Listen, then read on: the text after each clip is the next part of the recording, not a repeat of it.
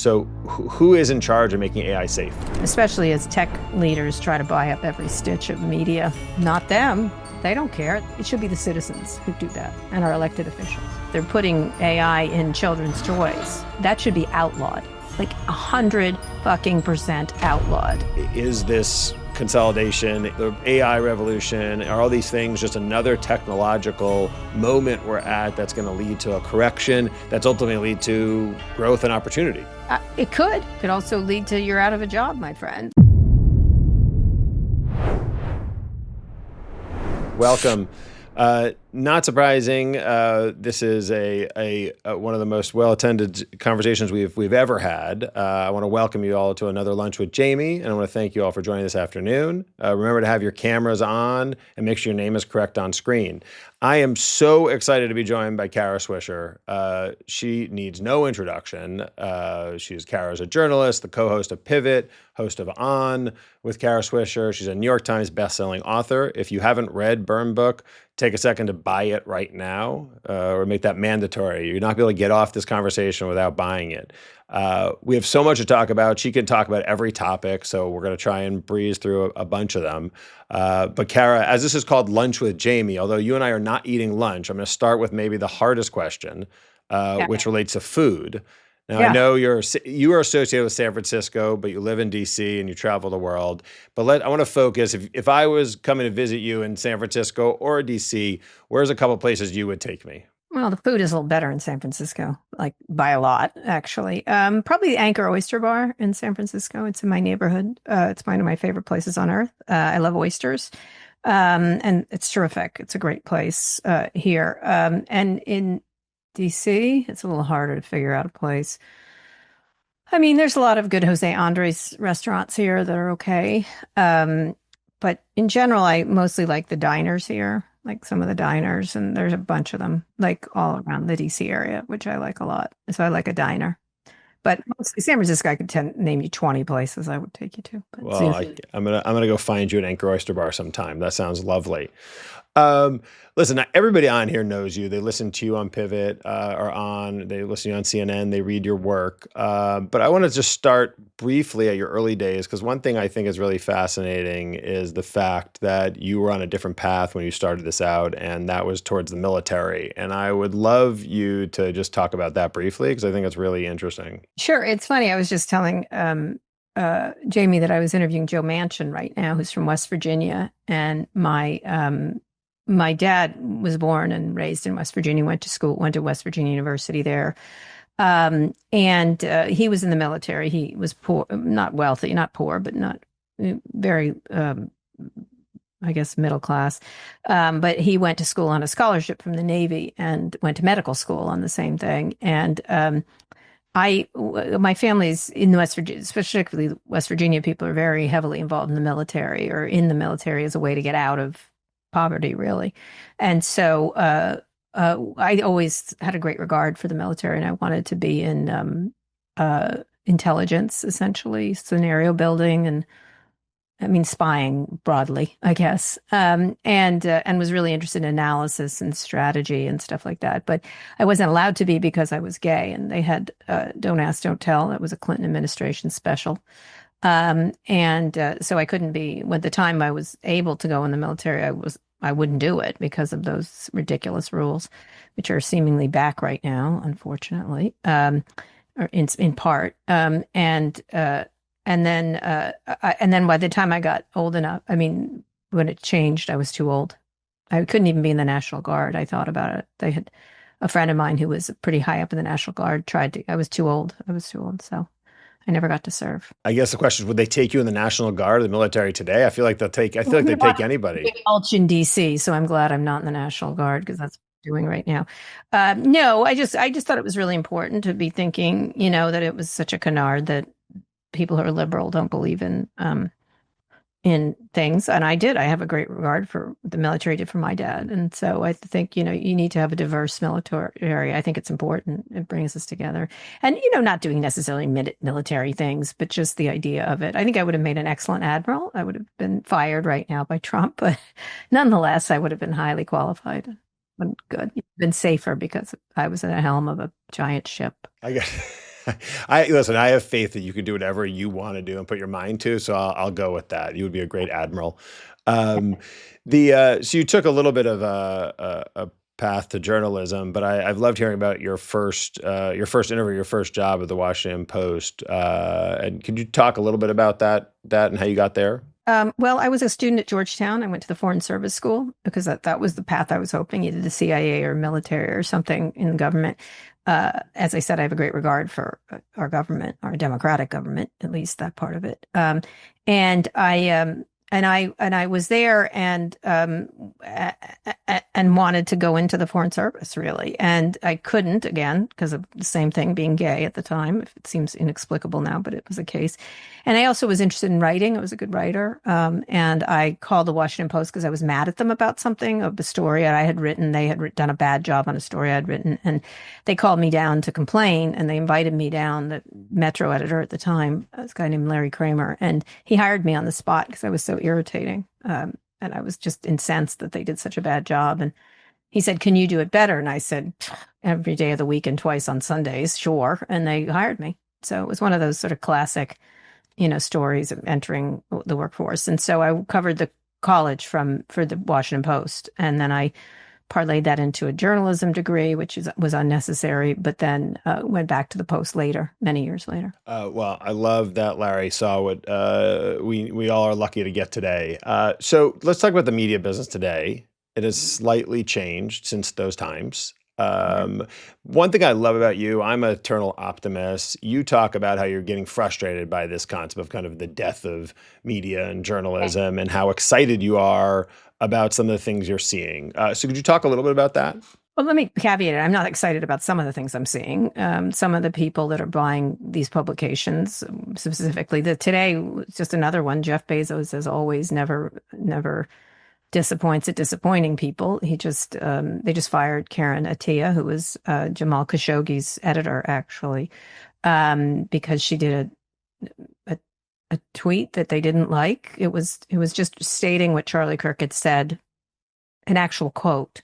So they said that was insulting because she quoted him. I don't understand that. So it's you don't have to agree with her, but for people who are owning these publications to lay people off for saying what they think is really, it's kind of interesting that the free speech warriors are just such snowflakes about things. And I get why they may be upset, it may be in bad taste. I don't really care. It just seems like, anyway, they were just looking for an excuse to fire her, actually.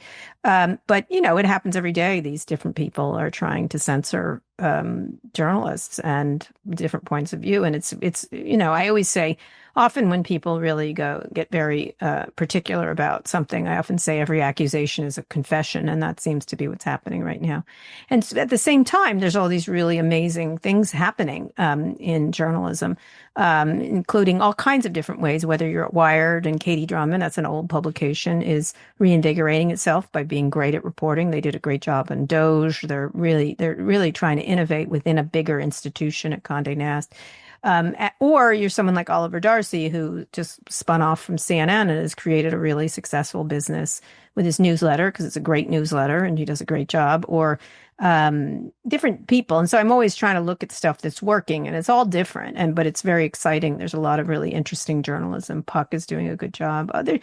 You can like it or not, but they're starting to be really interesting from an economic point of view. Of course, I think was an original, sort of the OG of doing that, leaving the Wall Street Journal to start my own thing.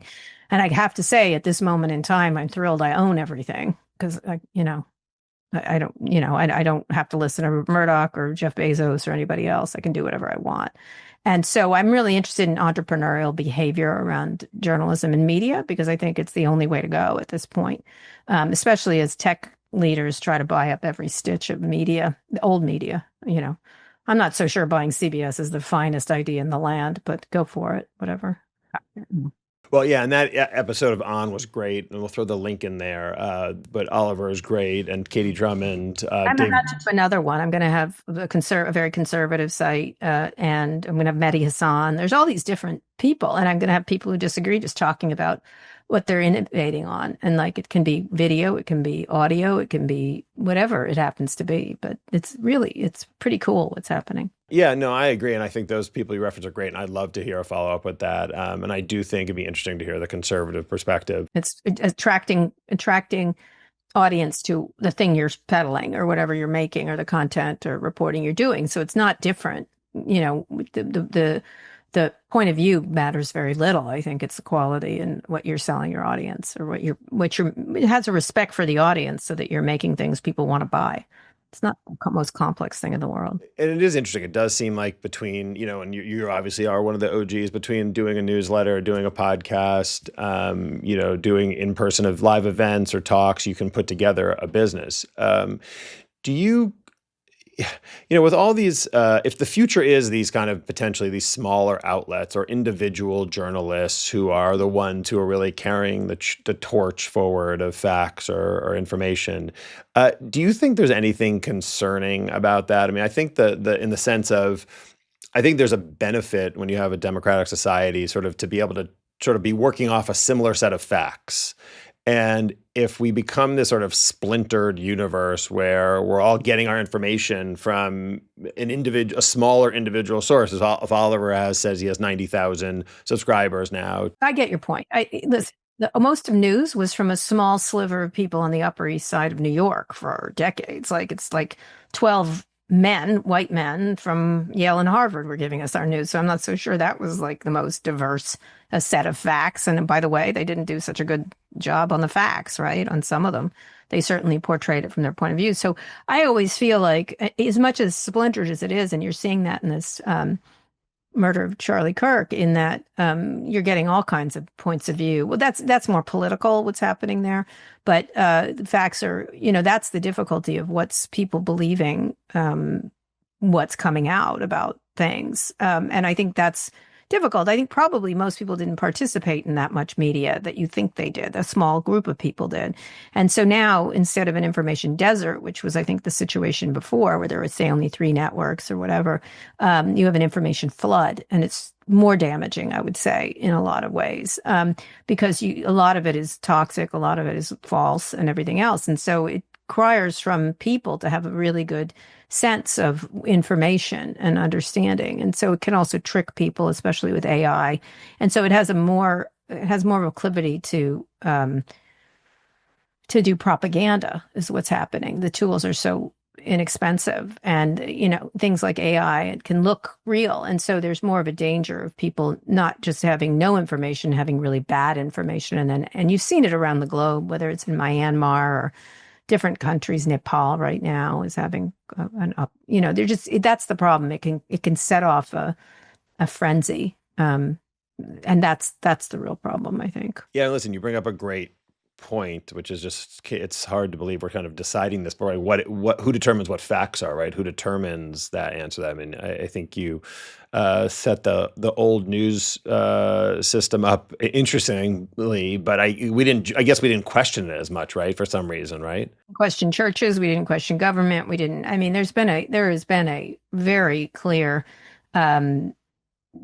It's interesting because Hillary Clinton called it a vast right-wing conspiracy, but it's been on the right to credit, whether it's science or institutions of learning or media. It's been a very careful and organized effort to do so. And so that's where we find ourselves, is in this situation where the decrediting tends to work better than anything else. And so everybody is suspect, right? There's nobody and that's the whole point of the whole thing, is to make everyone, you trust nobody, and therefore it separates people because they don't have a trusted sense of information, right? Like Scott and I were talking about today on this this young man who killed Charlie Kirk. It's there's all these different sides sort of vying, like the Sharks and the Jets, for like who has what. It doesn't matter.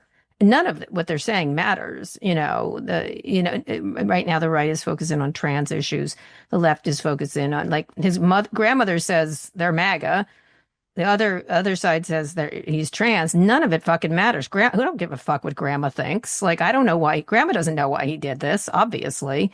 It may or may not be because he's MAGA. Who knows? The same thing with trans. Who knows? And I think what they benefit from is confusing you. And the whole point is what Scott and I are trying to make is you have no idea why this kid did it. Most likely because he was extremely online. And he was sort of steeped. I think Governor Cox had the best version of it. He's steeped online in a very dark place, and for some, and with the amount of guns in this country available, combined with an angry young man, we have a bad situation. That's pretty much all we know, and everything else doesn't really matter. Like it doesn't matter. Everyone's trying to do it to their political credit, whatever it happens to be. But what really matters is what caused this young man to move from these dark places he was online, which can make you feel very isolated and angry, to doing this act. Well, we do know the amount of guns is one of it, because it doesn't happen in other countries. And the other thing is that he felt isolated and alone, and felt that this was his only choice, I guess. And so that's what we should be looking at. And of course, anyone trying to make a political buck is just trying to take advantage of that.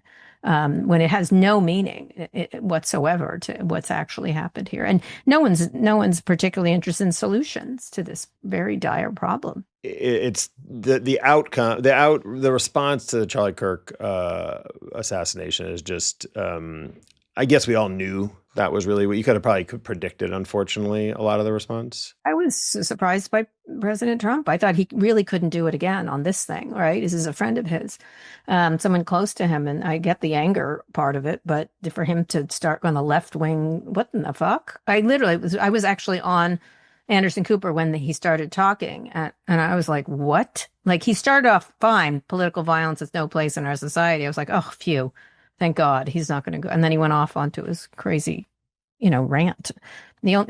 Cox was a lot better. The governor from Utah was much better.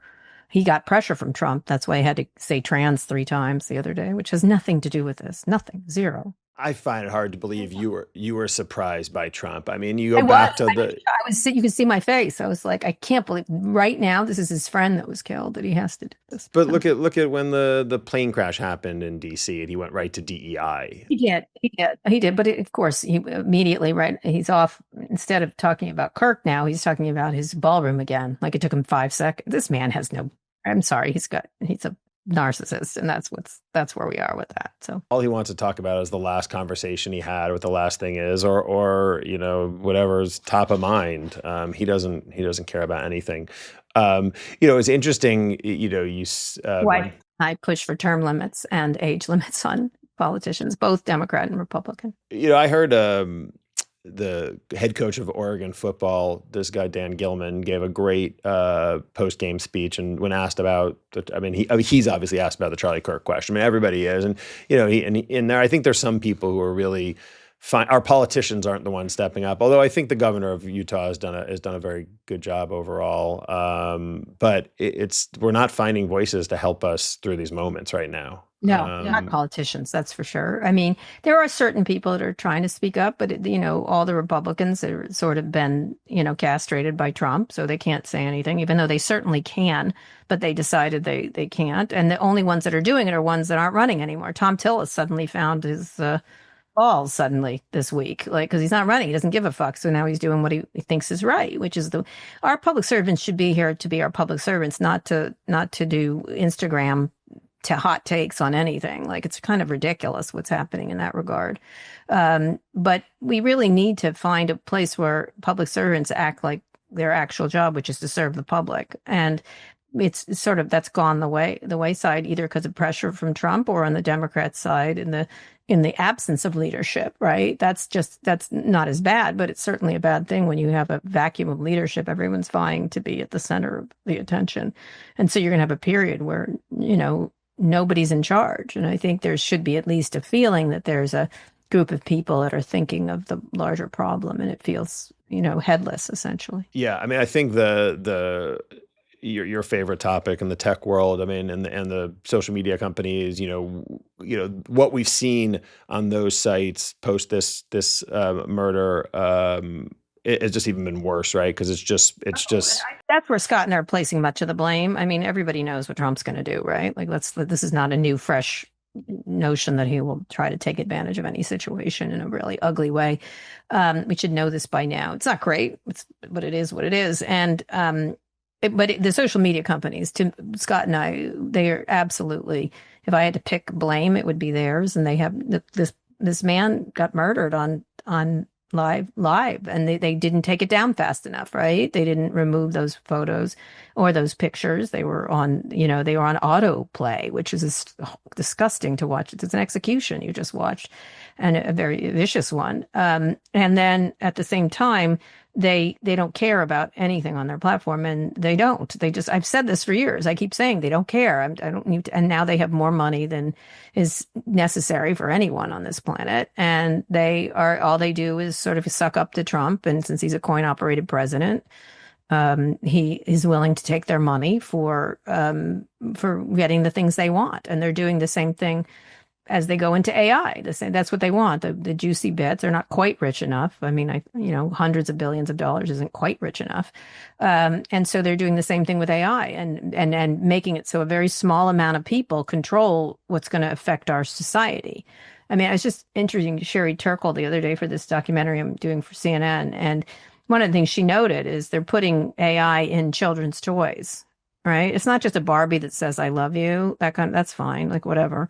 This is a Barbie that'll talk to your children. That should be outlawed, like 100% outlawed, right? And I've been very strong on these character bots and stuff in young people, and the inability of people, especially young people. Older people can't handle this stuff.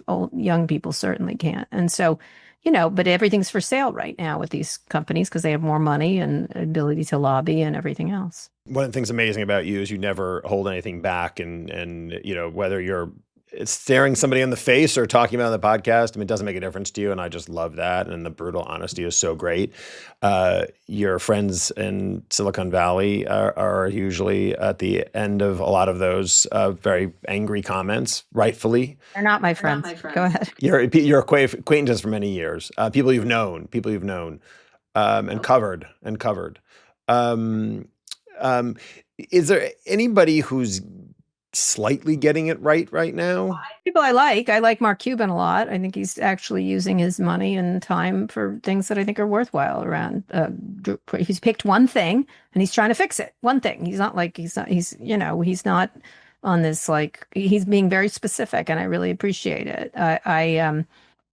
There's a lot of people I think are doing things that I think are important, right? That are, and some of them are mixed bags, like Tim Cook or Sam Altman. They're mixed bags. And right now, Tim Cook's bag is not very attractive with that stupid golden statue, but he's sort of being forced into it, right? I mean, he could say no, but he can't, right? That kind of thing.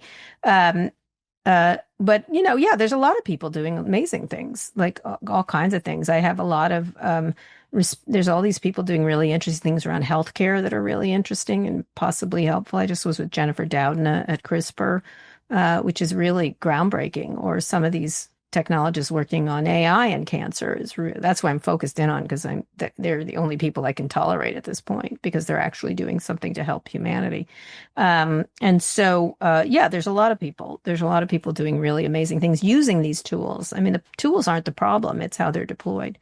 And so I really have a lot of regard for people who are using the tools for things that will help a broader swath of people rather than just themselves. Well, one thing I find interesting is obviously TikTok is the dominant technology, but what?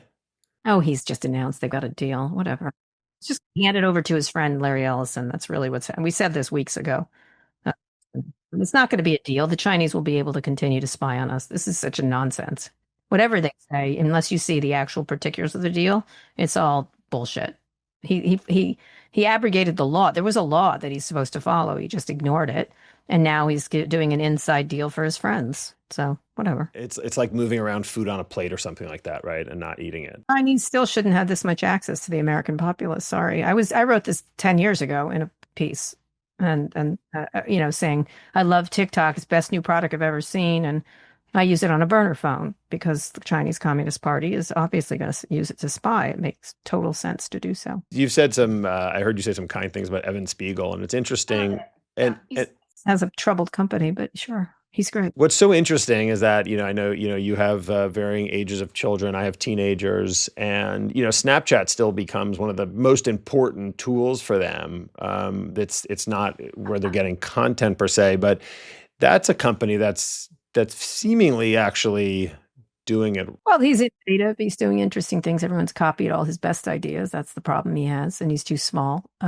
But I thought he had some problems. There's no question. I don't mind if people have problems along the way. I think what I like about him is when you bring them up, he doesn't act like you've like killed his entire family or something. Like he's more like, okay, and he'll have a debate with you. And I prefer people who are adults and can have a debate about things. And he'll say his piece, I'll say mine. And that's all you can expect from people instead of people who are constantly feeling like victims. Mark Zuckerberg, number one. I don't know if you know this, but he's really, really the victim of all of this, just so you're aware. Just in case you didn't know who the victim was, it is Mark. Second, obviously, to Elon, who's a real victim here. Yeah, every night before I go to sleep, I want to think about both of them, make sure that they're okay. I mean, just now this week with this, he's so obsessed with trans issues because his daughter is trans. He's just being so hateful and murderous right now about trans people. But You just alluded to this, and I know Scott's got an opinion on it, and I've talked to Sam Harris, who's got an opinion on it. These tech leaders, obviously the public companies, they have a responsibility to their shareholders. That's obviously something they love to hide behind, but there is an inkling of truth to that. they have a responsibility to the society too, just like I don't know, people make chemicals. They great, we have chemicals that help us or pharmaceuticals that help us, but they also shouldn't poison us. They have a responsibility not to poison us. And if they do, they should be in jail. That's really how I look at it. They're not like they're just the same as every other industry, and they act like they're different, but they're not different. They're the same. Right. I guess that's the interesting thing, right? We've looked at the healthcare industry, and we've looked at chemicals. You've looked at all these other things that have been poisoning our society for years. Somehow the tech leaders have kind of skirted that for a while, although you obviously bring awareness to it and attention, but maybe the rest we're taking Place to so you can't sue them, you can't put them in jail, you can't do anything that you can do to other people. And so that creates that's why they're so rich. You think they're rich just because their products are so great? If I wasn't sued, you could do a lot of things. Can be sued, pharmaceuticals can be sued, chemical companies can be sued, lawyers can be sued, everyone can be sued, but this group of people who are the richest people on earth. And that's fine. That's something that's interesting to me. One thing you talked about in that great conversation with the journalist was how they're all have to think about these lawsuits actually, and that's a big part of one of their issues is getting insurance, which I didn't cross my mind how big an issue that is. Fuckers from tech who want to sue them, but that's different. That shouldn't be the case. They shouldn't. You make a mistake, and now your mistakes will be weaponized, unfortunately. Do you think that independent journalists can kind of survive that? Do you think that's where a role of some of these bigger legacy media companies can play a role when protecting them? Yeah, they can buy insurance. There should be a collective insurance. There could be all kinds of things. There's all kinds of innovative ways to protect themselves. There's nothing to do if a billionaire wants to take you down. That's just the way it goes. But you have to be, you have to be as careful as possible. That's all. And really make sure everything is very clear. A lot of these are nuisance lawsuits, really, and then it's designed to suck resources away from you, time and money and attention. I want to get back to one thing related to media is just thinking about the role of legacy media as we go forward. The New York Times is obviously continuing to kind of iterate, and they're seemingly doing a good job. Their coverage can be questionable at times, but overall they're leaning into technology. I'm still a Luddite. I love my hard copy of the New York Times. I love my hard copy of the Financial Times. I want more newspapers. I'm obviously not in the majority. The Atlanta Journal-Constitution just announced they're going to stop printing by the end of the year. What role do you see in these companies? The Washington Post, the New York Times, It's lost. Sorry, it's owned by a sad, pathetic person who doesn't care about journalism. So that's lost. Everyone's left. The New York Times is terrific. It's owned by a woman named Meredith Levy and a family, the Sulzbergers, who are very responsible. They're great. They have a big role. I think the Journal's been pretty good. They've ups and downs, but the Murdoch of all the things, he's done a nice job. Like I can't stand Murdoch, but I think he's done a good job at the Wall Street Journal, and they're trying their best. They have a point of view. They're more conservative. They're more business focused, but I think they do a really great. They've done some great stories, by the way, broken some really important stories, including around Epstein. Um, and so, there's some good like that. I think the networks are lost completely. And the cable networks are lost. I mean, they don't. Their audiences are falling. Obviously, podcasts are growing. Ours are, or everybody's is. All the ones that are doing well are doing really well. And then young people get their information from everything from Reddit to YouTube to Instagram and stuff like that. So the social media companies are doing rather well in distributing news. And I think 4 out of 5 people use a Meta product on this planet every single day in some fashion. That's heartbreaking and upsetting, and because do you think, you talked about cable news for a minute. There is a small sliver of society that's maybe the most vocal that still gets a lot of information. One thing that really frustrates me is, and I had this crusade. That's a crusade of one at this moment, but I think we should take the news word out of their names. I just don't think it's a valid term. It's not factual. I think there's nothing wrong with opinion-based information.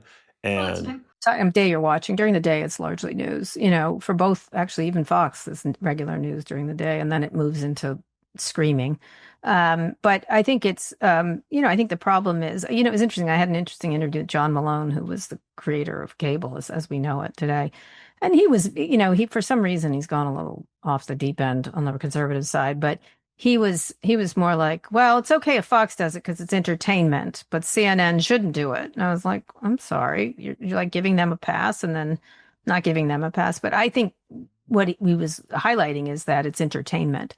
All those things are entertainment, and unfortunately, some of the stuff on the other cable networks has moved into entertainment too, and I don't think that serves anybody.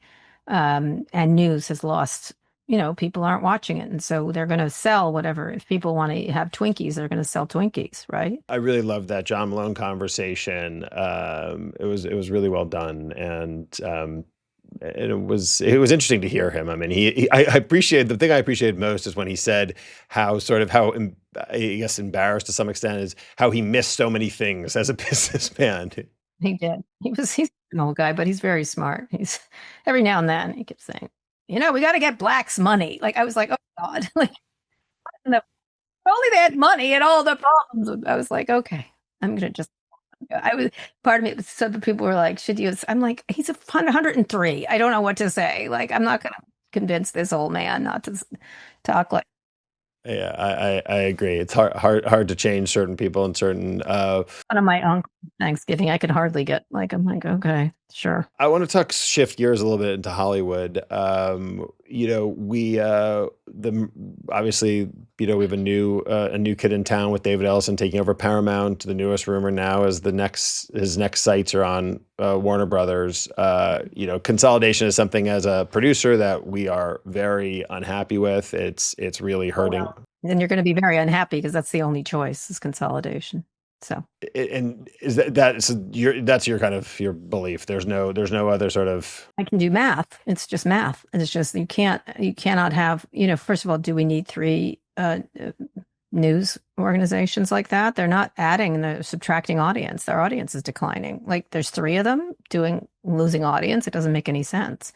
I think you got to save money on the back end with lawyers and HR, and it just doesn't. The finances aren't there. And the money they've been spending on the talent is crazy, like crazy. Like I was talking to someone at CNN, I'm not going to say who, was making many millions a year. And I said, can you attribute your presence to $10 million in revenue? I don't believe you can. So what are you doing here? Like, you know what I mean? Like the finances, the economics are out of line with, and the amount of people, as much as you don't like it. Like I have 8 people on everything I do. 8. That's it. Right. Okay. And it's not because I'm like, let's get rid of people. I'm very efficient in how we do things. And I think, unfortunately, Hollywood has not been particularly efficient, and they haven't responded to the audience as well as they could. And so they've unfortunately gotten caught in a bind and let the technology companies, who are inadequate to the task, let me just say, take over in that way. And of course, they're going to find efficiencies, whether it's AI. There certainly will be a lot of AI, and the Ellisons, Oracle just absolutely shot up the stock market. Now he could buy 7 Warner Brothers with the money he just made, like the other day, essentially. And so this is small ball to him. And so he could use AI to do all kinds of things. There's going to be consolidation. There's just no, I mean, I know everyone's like, oh, maybe it won't be. I'm like, yeah, it will be. Like, yeah, that's what, like, it's like farming, or it's like, and I know people don't like to hear that, but it's very easy to see the inefficiencies in how things are made and distributed are very prone to technologies. And they already have been, by the way, over the course of recent years, last 20 years.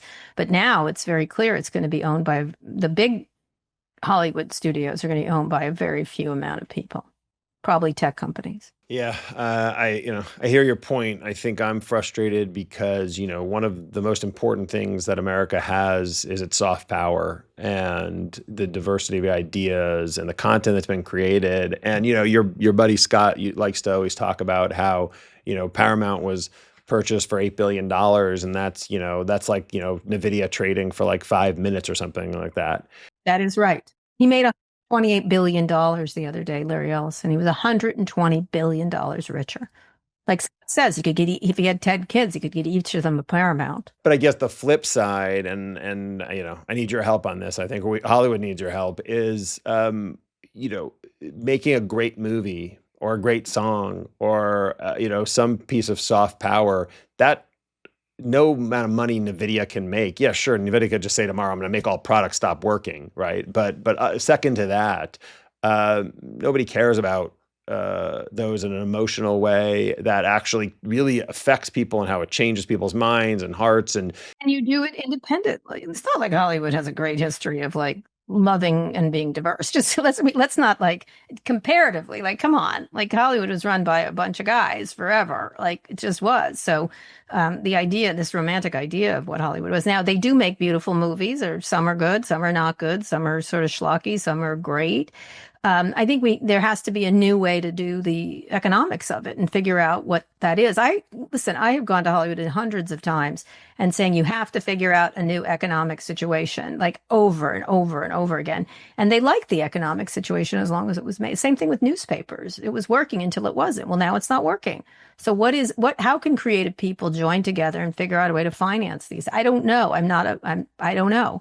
I don't have an answer. I just know that you're either going to have to work for, like, look at my career. I either have to work for David Ellison or not, and I choose not to. I'm not going to work for David Ellison. Are you crazy? I don't want to work for them. I don't want to work for Rupert Murdoch. And so I created an economic situation for myself where I didn't have to, right? And because, largely because I don't want to work for them. I don't want to listen to them. I don't want to talk to them. So, that's what a lot of people in Hollywood are going to have to do, is what is the way you can make movies utilizing technologies at the same time in efficient ways to be able to be creative and to have a good business, right? It doesn't have to make a lot of money. Like, it just has to break even, essentially. Especially if your goal is art, that could be fine if you were that. For years and years, they kept looking at Silicon Valley and acting like they couldn't have done the same thing, and they could have. They absolutely could have, and they didn't.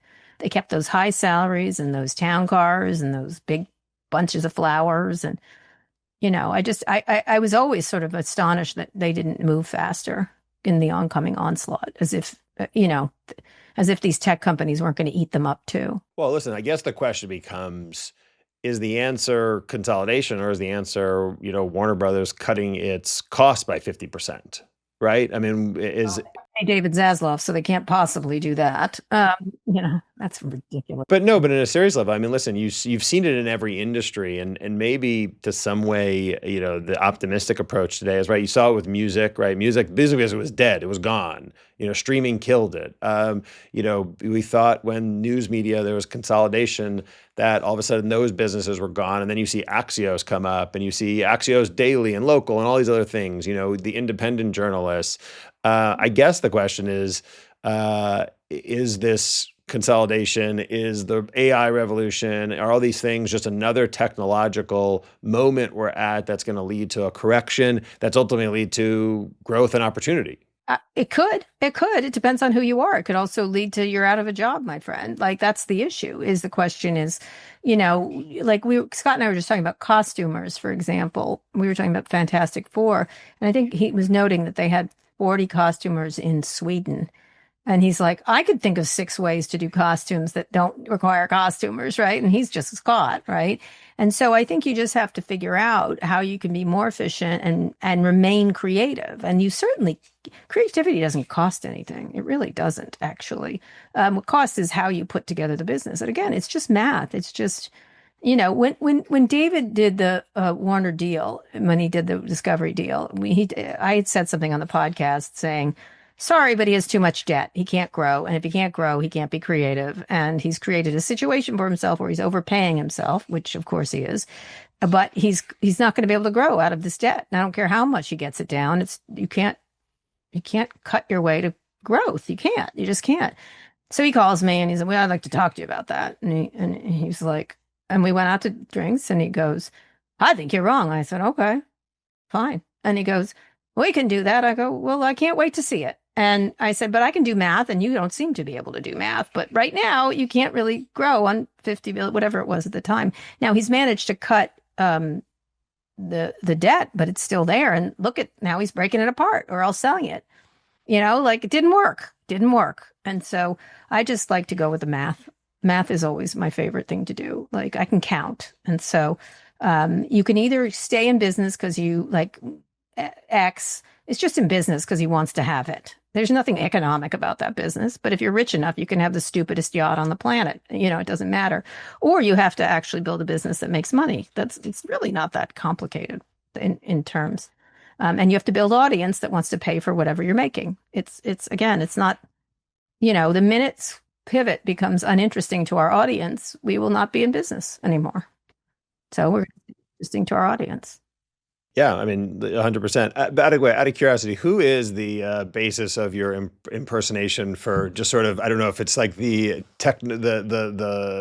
bosses you have? I feel like you always go to the similar impersonation, which I love that voice. I don't know if there's got to be some person. We don't even know that. No, all the people we've met along the way, just the people. I mean, I'll tell you, the show works because of our relationship. It's a relationship show. It's about two people on a journey together to learn things. And so that's a really classic trope from Hollywood. That's like Cheers or, it's a comedy. It's a bit of a drama.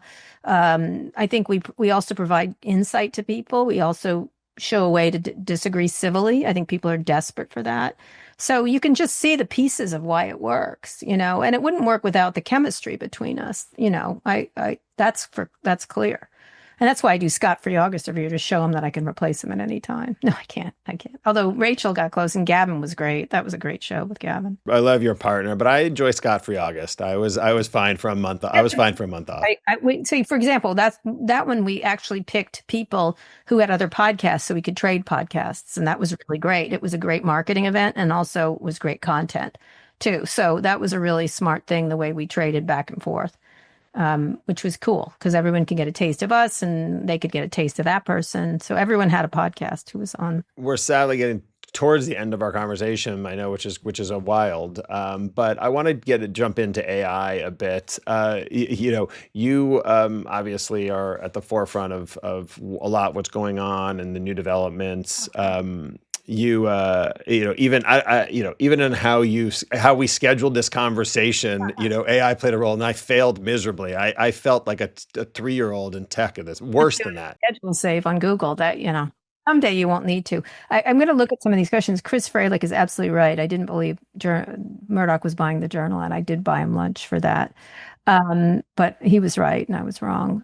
Lee Enterprises. Yes, that's a really interesting company. I agree with you. But that's a really interesting, they're cutting themselves to success, but they're making a substandard product. Gavin, I think you can't, that's a game you can only play for so long. You can't play, that's milking an asset. That doesn't last. It just doesn't. You can make money in the process, but it doesn't last. Yes, it's really is sad to see what happened. Although the Emmys were fun last night. Gavin, I like Gavin. I know it's a controversial thing, but I think he's actually showing some muscularity as a politician. He's funny. I think he's self-deprecating. I have a soft spot for Gavin only because at a time when it was very risky to do that gay marriage thing and it ruined his career for a good 10 years, he did it. And he was a leader. So I appreciate that he's going to get a pass from me for a lot of things that he does. But I thought he's showing some, he's not the only choice, but I think he's showing some pugnaciousness and muscularity that's required at this moment, not trying to pretend Trump is going to change at all. So I kind of like that. Had you counted Gavin out in some ways? I mean, a lot of people had. No, I didn't. No, I think a tall, handsome man, white man. No, I don't ever count those people out. No, I haven't. I've always thought he's a really interesting politician. I think he had some negatives. He seems a little unctuous and et cetera. But I think he's done a really nice job in the current moment. I think he's smart and savvy and there's others. I like Laura Kelly from Kansas. I think Democrats actually have a better bench than Republicans have become such like toadies to Trump. It's really kind of embarrassing at this point. So I think there's actually an open lane for a Republican who has some fucking guts.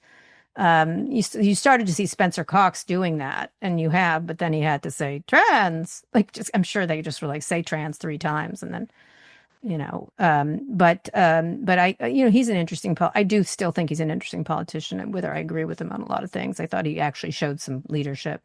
There are, I think probably David McCormick might emerge as someone who people will find interesting if he could find his balls at some It's point. I do think the Democrats bench is deep and really interesting, right? Like, some people are going to fall away, but they're really interesting.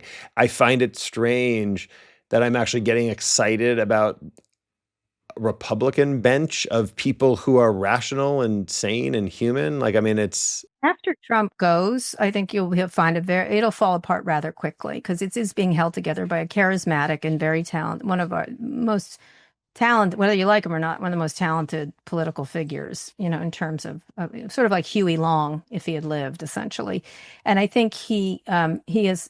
I think once he goes, you can see the fissures in that group very clearly. Like you start to see them at various times, whether it's the Loomer gang or the Marjorie Taylor Greene gang or the who knows with Mike Johnson. He's such a toady, but it's going to be difficult to sustain without him. And I know J.D. Vance thinks he can, but he's literally the most charmless politician on the planet. And so I think the minute he's not standing next to Trump, just the way Elon didn't do very well when he wasn't standing next to Trump in Wisconsin, for example, I think that's a very different story.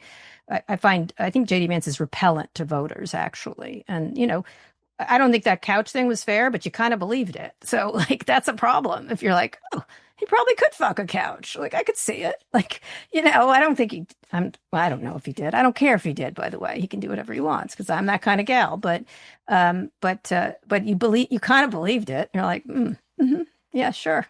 Yeah, I mean the flip side though, although JD Vance is arguably the most spineless politician in that we have in the modern era, which says a lot. Betsy Bullard is one of our members, pointed out that he hosted Charlie Kirk podcast today. God, that guy, his friend is not like I don't even he's buried and he's now taking advantage of it for. My mom is a Trumper and she you should see her friggin' phone. It's crazy. They're all trying to raise money off of Charlie.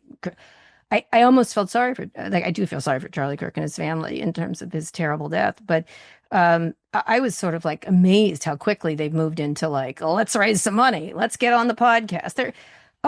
Ew, yuck. I mean, they would walk over each other if they needed to. Seriously, I've never seen, if you looked at my mom's phone, you'd be like, are you kidding me with what they're trying to do? It lacked any kind of, I was like, didn't he just die? Should we perhaps take a moment? And, it was so disrespectful. It was crazy. Maybe he would have done the same thing. I don't know. But it was pretty grotesque. And I think him hosting it is great. And also Charlie Kirk did an okay job on that. By the way, it was lower than Pivot, way lower than on our thing. But he did an okay job on that podcast. But J.D. Vance has the, the charm of a mollusk. I mean, he's not going to be a podcast star. Right. Yeah. Um, back to AI for a minute. Wendy Freeman, as a number of our members, brought up this concept of you had talked about, just how AI fakes are going to play a role. I think it's something we're all scared of. The disinformation, not knowing what's real or not. You in your conversation with Runway AI's founder, he mentioned something about this idea of watermarking things that aren't AI and making it the responsibility, which I thought was actually really potentially an interesting solution. I thought that's actually what YouTube suggested to when they were stealing all that stuff from like all the companies they were stealing the stuff from. Yeah, that's the idea of this is real. This is a watermarked real thing. Everything else is if it's not watermarked real, it's not real. I thought that was interesting. I haven't put it up yet. Runway did a video of me like as Tom Cruise and everything else. It was pretty good. We tried to use their tools, weren't as good, right? So they're still, but in the hands of professionals, it's actually pretty interesting. One of the things I thought that interview was interesting was not so much in making of a movie, because I think that's what everyone's just terrified of, but the back end stuff, like storyboarding and planning and changing out costumes and stuff like that. That's where the real efficiencies are, right? The stuff that costs a lot on the back end.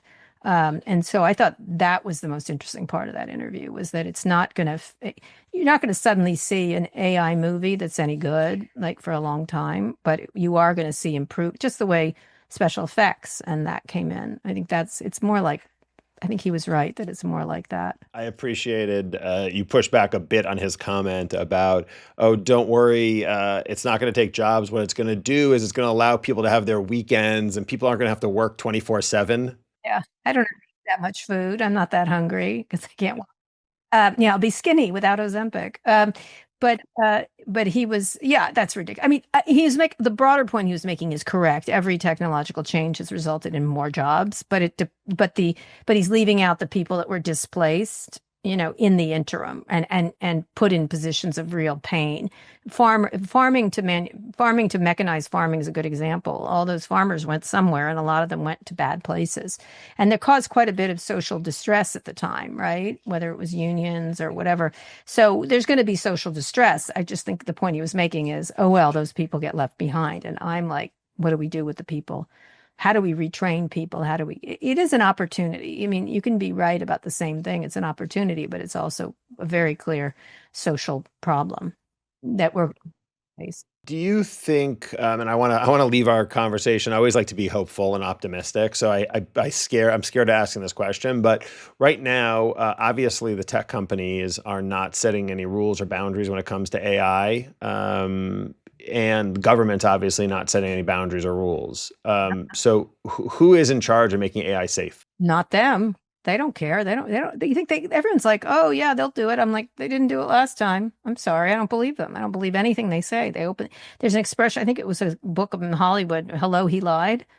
That's how I feel like everything's out of there. Someone in tech was like, why don't you believe me? I said, because you're speaking. Like, I don't know what to tell you. You're a liar, essentially. And they're like, oh, someone was like, oh, that's rude. I'm like, I'm just speaking the facts. Like, that's what you do. You lie. So I don't think, the citizenry and our politicians and our regulators have the responsibility to do something about it. We've regulated everything else. We regulate not perfectly and sometimes it's cloddish, but the elected representatives of the people of the United States should be regulating this. That's, I hate to say it, Ted Cruz should be regulating it more than Sam Altman. I'm sorry. I can't stand Ted Cruz. I think he's a ridiculous person, but and a hateful person, but he should be the one making decisions. He was elected by the people of Texas. So should all the state governors. So should the citizens of those states should start to do that. And we should be able as citizens to sue these companies when they violate things. Just like Anthropic just paid that $1.5 billion. There's more of those to come because they're not quite protected by they're just information thieves. That's copyright thieves is what they are. And so I think there should be an ability for these companies to be subject to litigation and regulation. The problem is this particular administration is a coin-operated administration, and the person who runs the FTC and the FCC are literally, again, I'm using this term too much, but unctuous toadies is what they are, and so they'll do whatever whatever the president says, and that's not how they were designed in that way. You don't have to like Lena Khan, but she wasn't taking orders from Joe Biden, that's for sure. And so we should be able to, have this sort of robust debate in Congress about what to do and pass laws that should be able to be passed that protect. Interestingly, a lot of conservatives are quite wary of tech. That's interesting. They used to be called conservatives because they like Lena Khan. But there is a bipartisan feeling around certain issues that I hope will grow to other issues, like child safety is one of them. They seem to meet, I mean, Marsha Blackburn agrees with AOC, I think. Like that's a weird Venn diagram of zero. But there is a lot of stuff that it'll start with safety of children when you start to see some of these stories in AI, essentially convincing children to kill themselves or creating all kinds of nonsense around kids. I think that's where you're going to start. And then all I do is put focus on that because I'm like, I'm sorry, you really can't release the equivalent of heroin to our children and think we're not going to come after you, essentially. And then, things like this, like a very good example is this OpenAI Mattel thing. I think OpenAI is an interesting company. I think Mattel makes very nice Barbies. My daughter likes it, but how the fuck can they put AI into Barbie? They can't. They cannot be allowed to do it. I'm sorry. They don't have, without any controls or regulations. Are you kidding me? No. Like that, we should be able to say that. I'm good. That's the next thing I'm going to scream about for weeks and weeks. Hopefully someone will notice. But some stuff like that, it should be the citizens who do that and our elected officials. Yeah, 100% agree. I mean, I don't know how optimistic I am. If we can't get anywhere on gun control, right? How are we going to get somewhere? Yeah, well, the gun control goes deeper in the American psyche. This is something I think most people tend to agree on, and also will take action on. Guns is a particular sickness of this country that we haven't been able to overcome since the beginning, and so that's a very different situation. I think most people, whatever side of the political divide you're on, really do not want a Barbie AI talking to their children. I have 4 kids. I would literally run my car over it if that was the case. Now I'm going to get sent a box of them by, what's his name? The guy who runs it. Anon will send you a box. Get one. Yeah.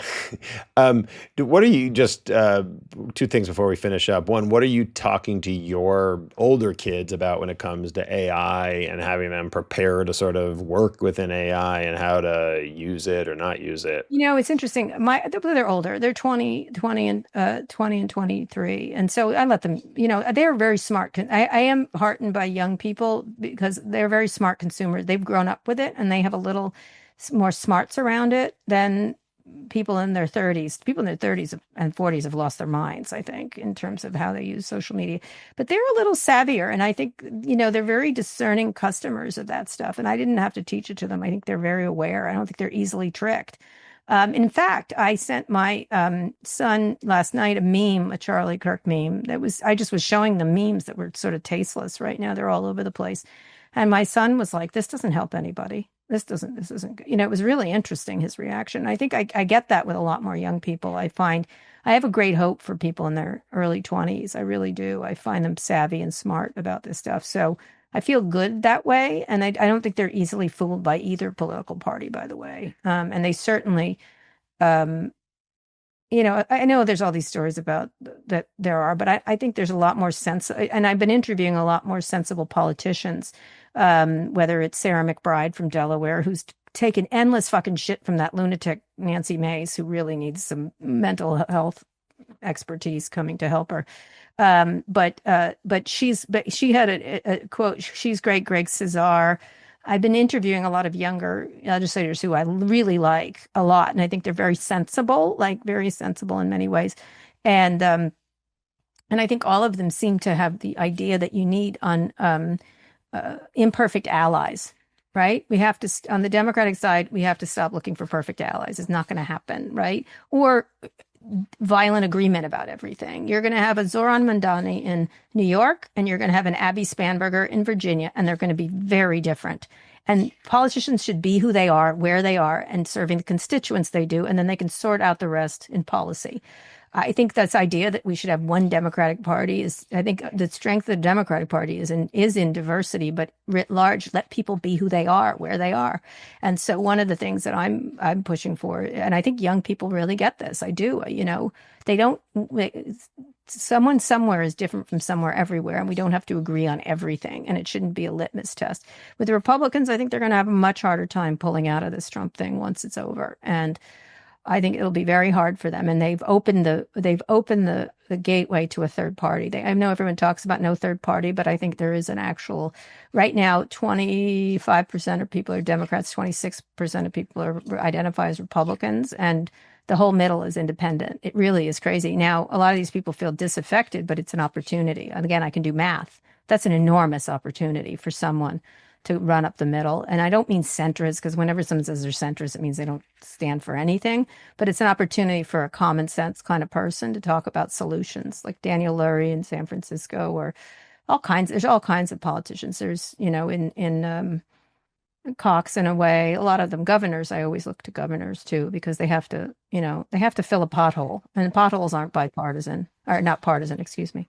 So Last question. I'm sort of maybe teeing up you in some ways with your third party idea, but who, and I'm taking advantage of the opportunity of asking you this question of who is your biggest winners and losers of 2025?